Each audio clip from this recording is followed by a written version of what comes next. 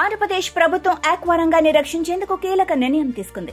ఇటీవల అమెరికా పెంచిన టారిఫ్ల ప్రభావంతో భారత్ రొయ్యల ఎగుమతులు పడిపోతూ ఉండటంతో రాష్ట్ర ప్రభుత్వం రొయ్యల రైతులకు విద్యుత్ ఛార్జీలు భారీగా తగ్గిస్తున్నట్లు ప్రకటించింది. రాష్ట్ర ఐటీ శాఖ మంత్రి నారా లోకేష్ ప్రకటించిన వివరాల ప్రకారం రొయ్యల పెంపకానికి ఉపయోగించే విద్యుత్ ధరను యూనిట్ కు ₹4 నుండి ₹50 తగ్గించారు. ఈ తగ్గింపుతో పెరగనున్న ఖర్చులు, అంతర్జాతీయ పోటీ కారణంగా ఇబ్బందులు పడుతున్న రైతులకు పెద్ద ఊరట లభించింది. మన ప్రధాన పోటీదారు ఈక్వెడార్ కు కేవలం 16% టారిఫ్ ఉండగా భారత్ కు 34% గ్యాప్ వచ్చింది. ఈ సబ్సిడీ మన రైతులకు ప్రపంచ మార్కెట్లో పోటీగా నిలిచేందుకు సహాయపడుతుందని లోకేష్ తెలిపారు. దేశంలోని మొత్తం రొయ్యల ఎగుమతుల్లో 40% పైగా ఆంధ్రప్రదేశ్దే.